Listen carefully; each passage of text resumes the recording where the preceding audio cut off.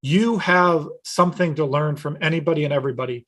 Let's respect people's points of view and Mm. who they are.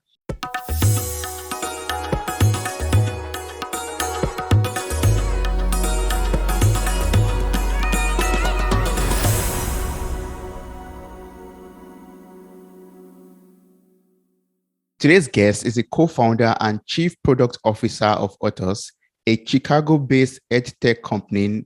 After 13 years as an educator, Chris wanted to minimize the chaos of disconnected dictate tools for K-12 administrators, educators, students, and their family. Welcome to the show, Chris. How are you doing? Doing great. Excited to be here. Excited for the conversation. Thank you so much for joining me today on this episode of Mirror Talk. I really appreciate your presence here. Thank you so much for taking all the time to speak with me about yourself, about OTUS. First of all, I would love us to, to get to know you better. I would love to know more about your life and your career journey so far. What motivated you to co-found OTUS? Yeah, what motivated me to find OTUS is really, I just like to help students have that aha moment. Personally, I have 4 kids. I got a 7-year-old daughter, a 6-year-old son. My son just turned 6 recently. And then I got twin girls who are 3. And my wife is a former teacher herself. And we enjoy kids. We enjoy being able to teach kids, being able to help them reach their goals and maximize their learning. And so I've always been interested in helping kids. I was a basketball coach when I was younger. And I really taken the time to be able to use those moments where you can make an impression on a kid's life is just really fun. And I went from being a teacher to a co-founder of OTUS. And OTUS is really just a tool to help you see student growth more accurately and consistently, so you know what to do to help them grow. And so really, it's all about trying to maximize learning for as many kids as we possibly can. Yeah, oh, that's great. And also, right now you said you're a father of 4. Your wife was a teacher, or is a teacher, and you also were a middle school teacher, if I get that correct. Yeah, middle school. Yep. Yes. So from that experience, like, what are like some lessons that you learned from being a middle school teacher and also a father of 4? What are like some tangible or important lessons that you could share with us? Oh man, that's like man, if I knew the answer to that question, I think I could make a lot of money. But I really think that I think parenting and teaching, it's important to know that we just have to do the best we can. It's kind of one of those things. I'm actually reading a book right now, The Happiness Advantage, and there's this idea of falling up. And one of the big lessons I've had as a parent is, with 4 kids, I make mistakes every day, but the idea is, am I trying my best, and am I doing the best I can? And it's one of those things that for my kids and for my students, I always try to keep things as simple as possible. So for me, I really have 3 guiding principles or philosophies that really are everywhere. And so the first one is to be respectful, right? To understand that you have something to learn from anybody and everybody. I have a 3-year-old, one of my 3-year-old twins. She teaches me things all the time by her attitude and her happiness. And, it was raining the other day, and she just thought it was the most amazing thing to just splash in the puddles. The joy was pretty cool. Now, I sometimes am like, oh man, why are you doing that? Because it's going to get dirty everywhere. But this idea of like, let's respect people's points of view and who they are. The other one that I really think is helpful is to be honest. And so I really have my kids be honest. Sometimes they might be honest about something I've cooked. That doesn't always go great. I try to cook good food. Sometimes they'll be honest.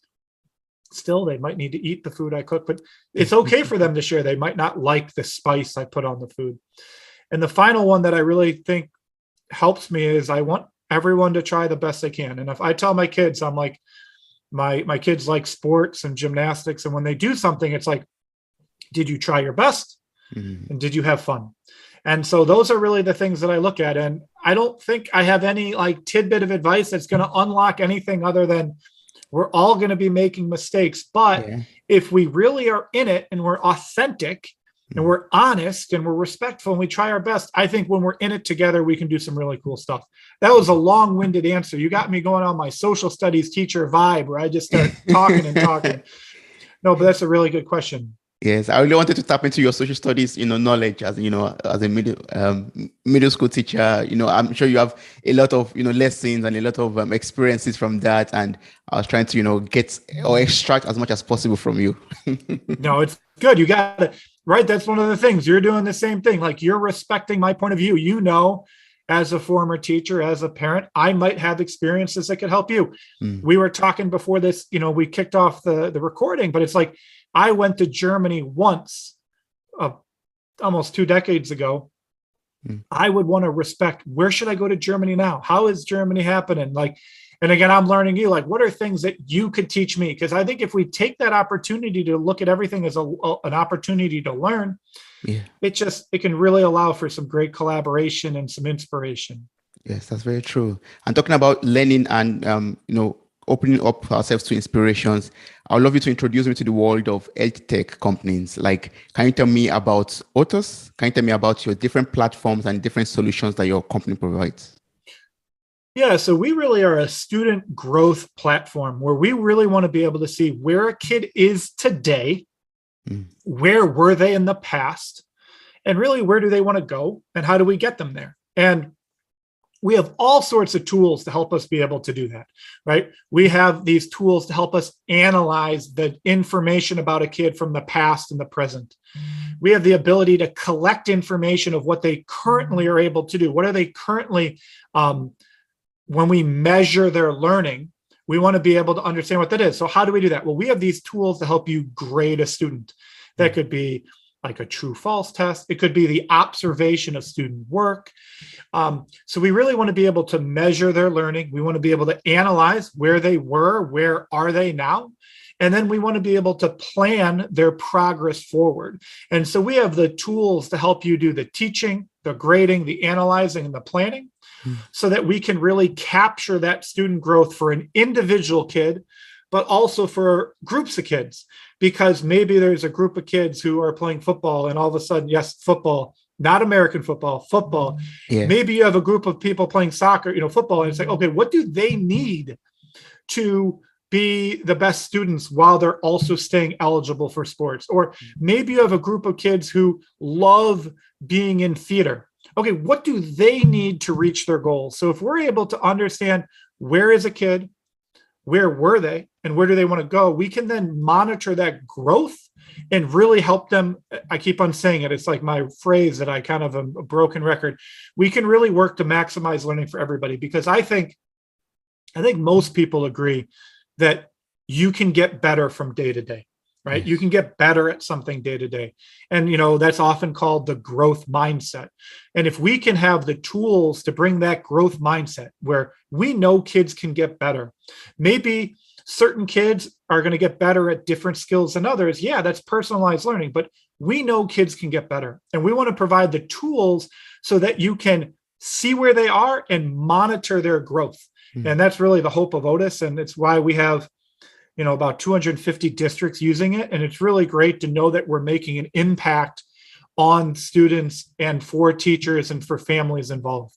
Yes, I love the fact that it helps to, assist the teachers in their day-to-day activities for students, and also help students also in their learning process also. Like before, whenever I hear about, softwares like yours or systems and solutions like yours, I'm always like, oh, what will happen to the job of the teacher? Because, sometimes traditionally a teacher is meant to do the whole analysis, the whole evaluation, the whole, everything that your platform also makes easier now. So for people out there who still have this traditional mindset, how would you tell them, or how would you encourage them to, look into EdTech companies without having the fear of losing their jobs as teachers? Yeah, I think that question becomes really important. I don't think any of us want to be automated out of this world, right? We don't want someone to all of a sudden a machine to take over. And I don't, maybe I'm wrong, but I don't think that's going to happen. If we think about how do we learn best, it's often through the connections with actual humans. And so what EdTech, education technology the goal of it should be to be a tool that are used by educators to help them become more efficient and effective at their job, right? If we really look at what a tool is meant to do, it's hopefully allowing you to be more efficient and effective.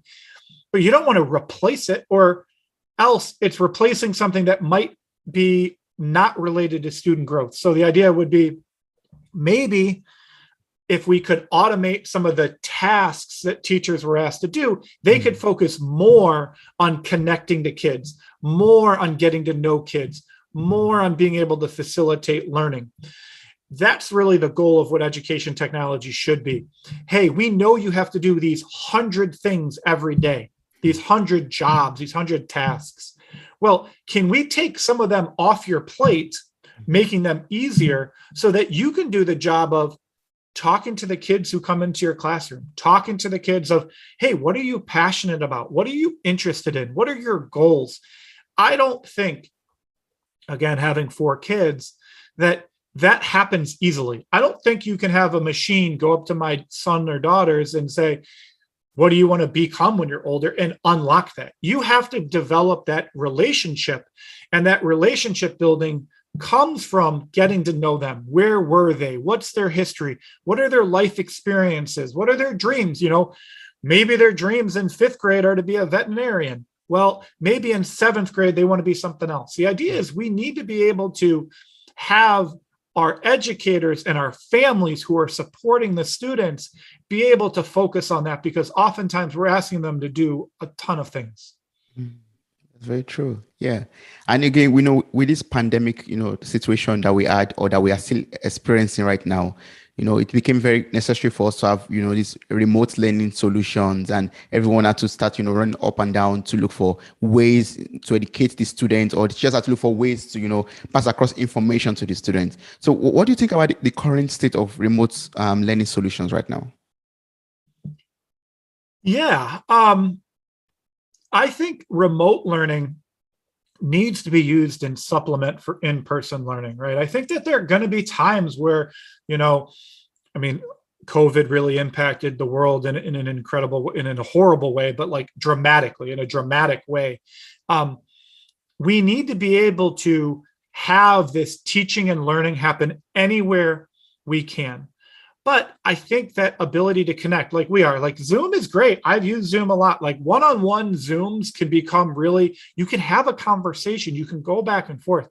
All of a sudden in a Zoom, if you add 7, 8 people, it really it isn't conducive to it, right? That's why Zoom has these breakout rooms. Yes. Learning and teaching become the same thing. If I am a teacher and I'm trying to connect with my kids, it's really hard to do what typically is called direct instruction, where I'm talking and I am then talking to all 25 kids in my class. Oftentimes it's when you're one-on-one or one-on-two, and that might only happen in like a periodic, like when I was a teacher, often going to the desk and be like, oh, Toby, like, hey, what you do this weekend? Like, you might not want to broadcast that to the class, but we could have that conversation. Well, I might learn that you attended a football game this weekend. Okay, well, then a week from now, I might find out your favorite football team. I might ask you about that. Well, now you're more willing to talk. And now maybe there's 4 or 5 of us in the class who are talking about the updated standings or the latest game, or maybe there's a TV show everybody's watching, or maybe there's a new TikTok video or something. But we have to be able to foster these relationships in small groups to be able to build them out to more collaborative natures. And I think that education really needs the ability to do both. I think that, okay, maybe you need a quarantine for 2 weeks. Okay, well, doing something remote is possible for short bursts of time. But I think we all have found that, yeah, we like to go have a dinner with our friends or family. Why? Like, we could Zoom. Why? There's something, humans, we need that connection to other people. And I think that's what education has to balance, to where we need to be focused on these key skills to develop their abilities to succeed in life. And we need the educators to be able to connect to them. And that could be augmented or supplemented with remote learning. But I think we also need those interactions that are more in smaller groups. Yeah, that's true. And what do you think the future is going to look like for us? Like, the pandemic brought this whole evolution, I would say, like, to remote learning and finding ways, in which one could involve, technology to education and to, take classes into our bedrooms or into our home offices, for example. But what do you think the future is going to look like for remote learning, especially with the influence of EdTech companies like OTUS? Yeah, so I think one of the good parts, and again, for many places, the impact of COVID and the pandemic expedited. That's the word I was looking for. Sometimes, man, you're on these podcasts, you don't want to make a fool of yourself. I almost said it sped up our need for each kid to have a device to access the learning they needed. And so oftentimes in education, it'll be called one-to-one, but the idea is like a tablet or a Chromebook or even a smartphone. These provided access. And the more we can provide access to the sources of information, I think that was a great leap forward. Now that the information is there, I think we're in a much better spot. Now that there is access to these tools that are online, you can more easily scale something. So instead of everybody having to have a math textbook and you having to buy 1,000 of them for your school, and then, oh man, I forgot my math textbook at school in my locker. Now that's available online. You can access that anywhere. I think that those type of giving the equity of access to information is helpful. The next step is to be able to give that understanding of who a kid was and is, so that understanding of a kid can be more equitable.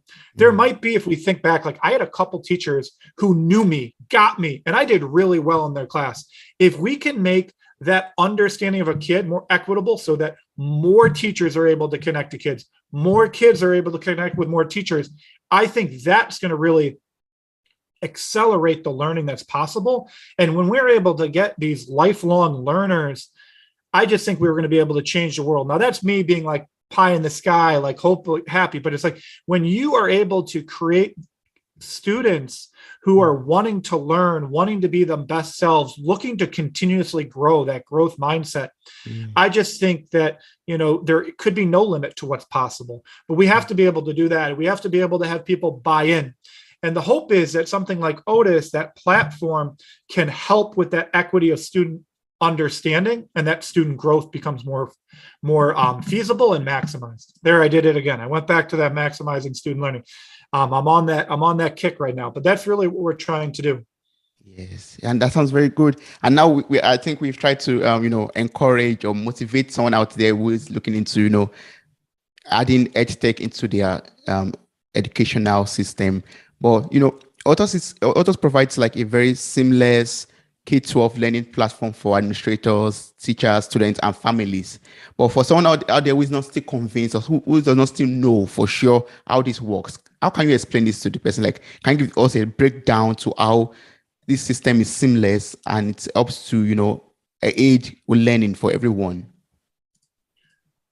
Yeah, so really, as a former teacher, and I think as working as a parent, nearly 40% of OTUS are former educators. So we really have that empathetic ear. But if people are looking to learn more, I think, listening to me on a podcast can be fun. But if you go to my.otus.com, you can log into OTUS. But if you want to see more about our case studies, you can actually go to otus.com. Just take away the my, www.otus.com.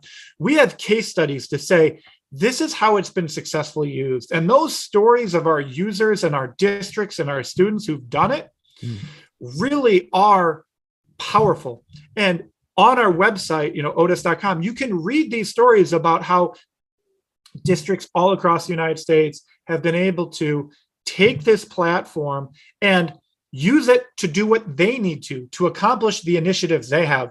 We're a very flexible system because the needs of districts are really varied. There's a lot of difference. So we really want to be that flexible need.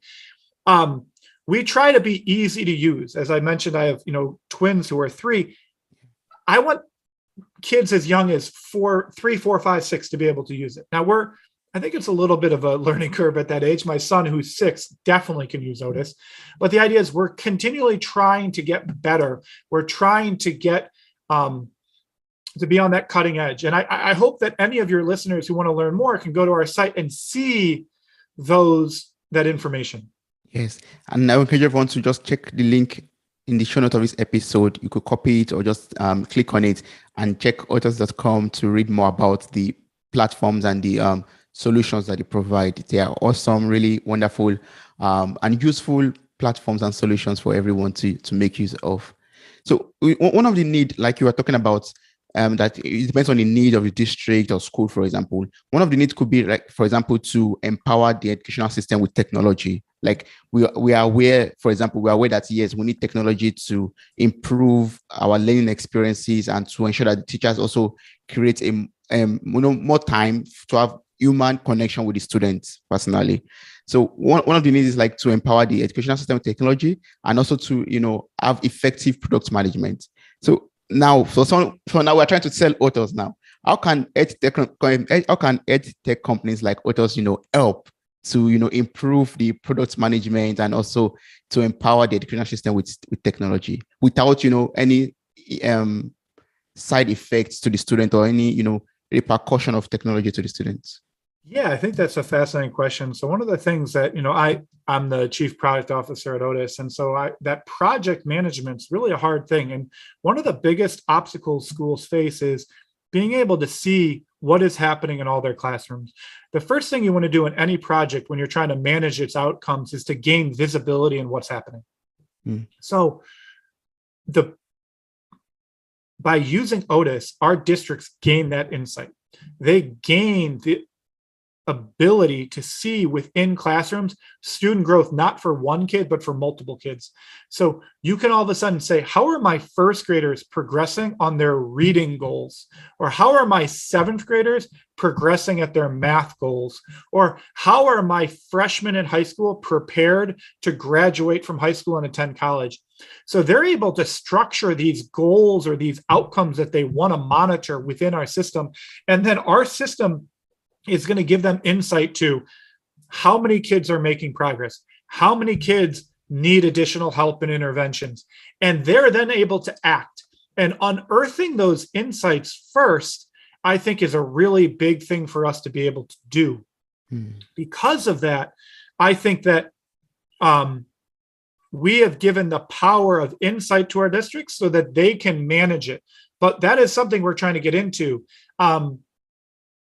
We're trying to better understand how we can help our districts do that. And I think we can better understand how our districts need by working with them. And step one, which I know is my long-winded answer, step one is really giving them access to the information that's happening every day in their classrooms.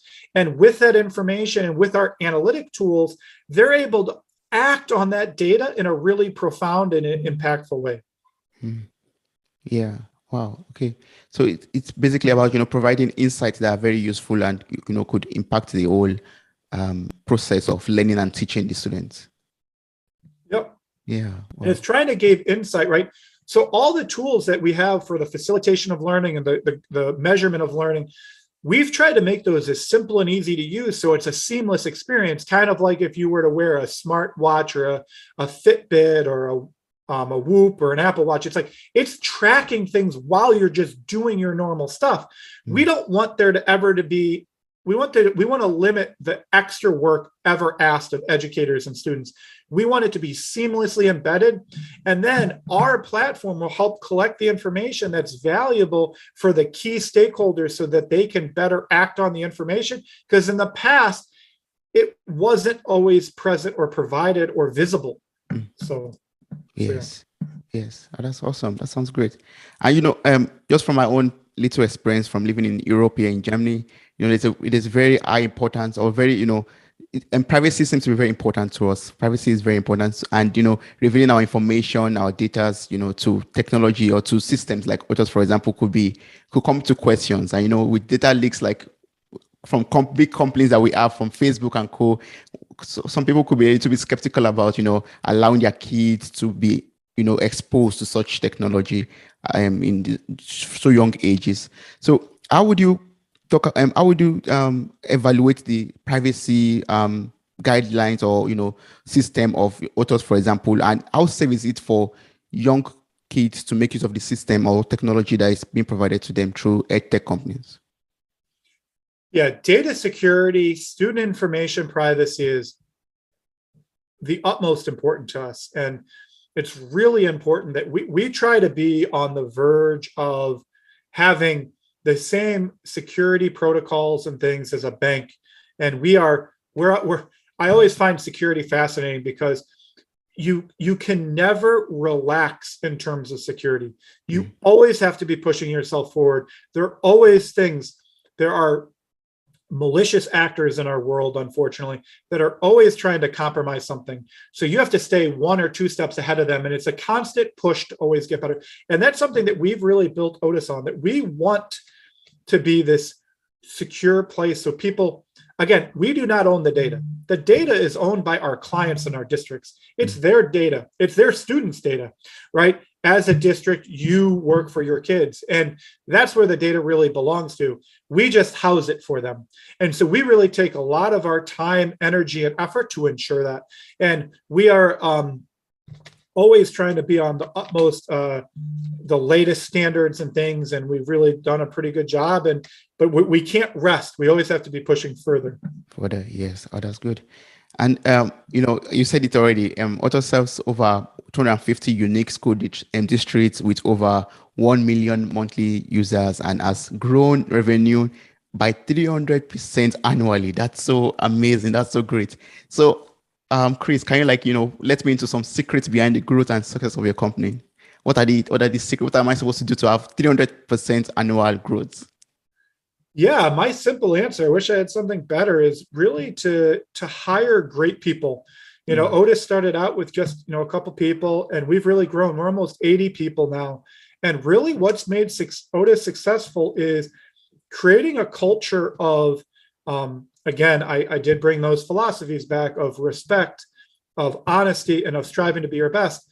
And we really try to have those be ways that we communicate, we collaborate, and we problem solve. And by focusing on getting better every day, and by looking at every opportunity, every situation as an opportunity, if we make mistakes, if we have a failure, if we do something wrong, that is not something that we should dwell on in a negative way, but we should take it as an opportunity to improve.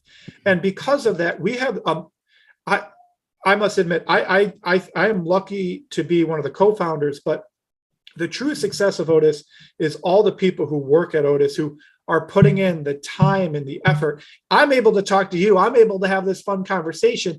And I know that my teammates, my team members, they are the ones continuing us to push us forward. They feel this ownership about being motivated to help kids learn. And having that motivation allows us to do really incredible things. And so I think the secret is to find something that you're passionate about. Find people that are really good at their jobs, who enjoy working with each other, and then strive to be your best every day.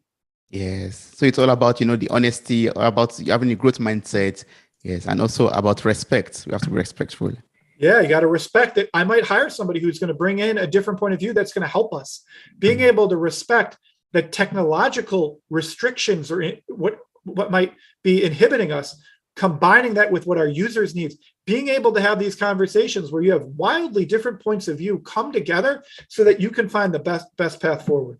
Yes. Wow. So I also want to learn from your experiences. You are the chief product officer of OTUS also. How do you create a product that is attractive and competitive for the market? Yeah, I think that when we look at UI, like the user interface, it's really important. Some of the lessons we learned is, simplicity. I think we always like a ton of functionality, and sometimes OTUS has failed and we've done too much functionality. But when we look at things simply, and I love to ask a question of every project we do, which is, what is more difficult than it needs to be? And if we can look at what is more difficult than it needs to be and try to make that easier, I really think that we can make products that people want to use. And if we can have this feedback loop and this back and forth so that we are able to understand if we put something out and then we ask our users, what is more difficult than it needs to be with this? We can refine and kind of refine those edges, continue to enhance it, iterate on it so it is easy to use. But that has to be something that you're really focused on. It can't be something that you're doing infrequently. It has to be something that's done all the time. Yes, I can hear consistency there, right there. Yes, you have to be consistent and keep on growing. Wow, thanks so much, Chris. Well, thank you. I really appreciate the time. Yeah, so I still have like two more questions. As many questions as you want. My fault. I misread the situation. No, I can keep talking. No problem. Yeah, as a co-founder too, like that's like entrepreneurship, and you are a father of four, you have a family also. This is a question like I tend to ask a lot of entrepreneurs out there that I have the opportunity to speak to. I would really love to know how you do the whole combination and balancing of everything, like family, business, private life. How do you, put everything on a scale of balance and, have time to be physically fit, mentally fit, emotionally fit in every area? Yeah. Yeah, I think it's, to be honest, it's something I've struggled with. I think that one of the things I've struggled with is trying to, because OTUS is something that really the success of OTUS, I tie sometimes to like the success of my idea, right? Like I want it to be right because I want to be right. It's hard sometimes to separate. And there have been times, I think it would be foolish and naive to think that I've never crossed that line where I've gone into a bad work-life balance. There's times where I have let work dictate and determine too much of what I've done. But I think it comes into this idea of reflecting honestly, of having honest conversations with my wife, hearing my kids, hey, Dad, can you be off your phone? Oh, yeah, that's probably a good thing, right?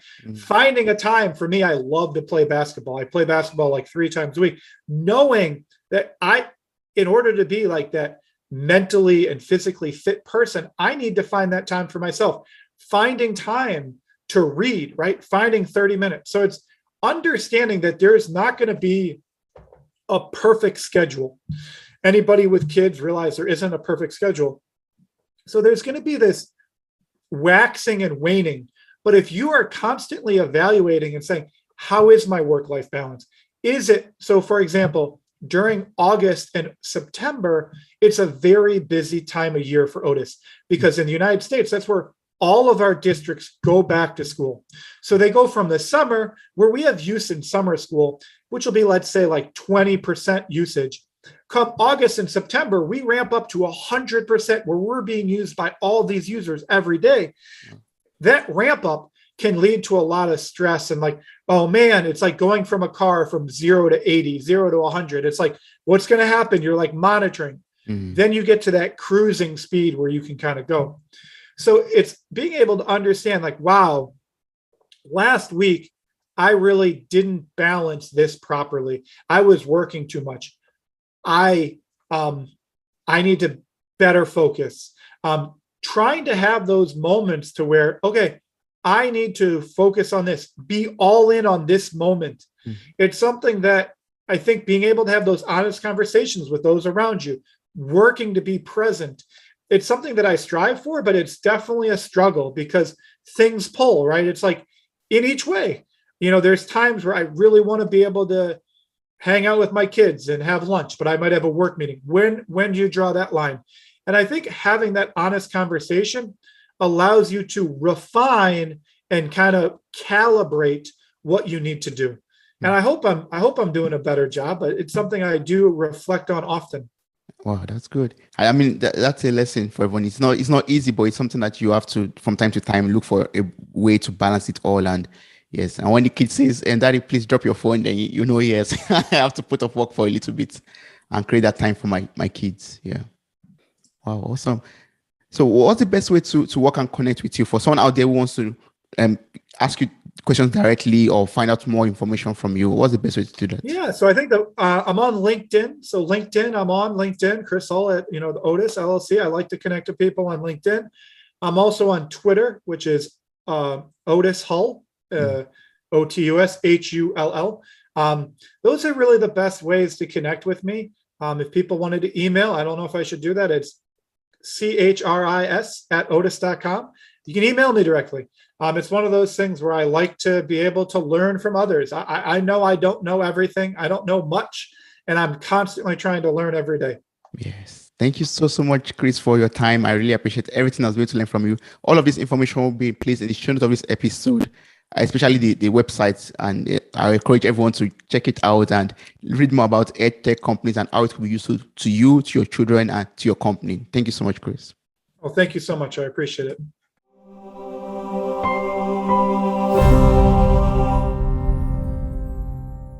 Hey there, podcast enthusiasts. Are you ready to add a little sparkle to your day? If you're loving the insightful conversations and captivating stories on Mirror Talk Podcast, here's a friendly nudge to hit that subscribe button. By subscribing, you'll never miss out on the empowering messages and thought-provoking discussions we bring to your ears. But wait, there's more. We're all about spreading positivity and inspiration, and you can be a part of it too. How? By sharing the love with your friends and family. Share this episode with your loved ones, and let's create a ripple effect of empowerment and growth together.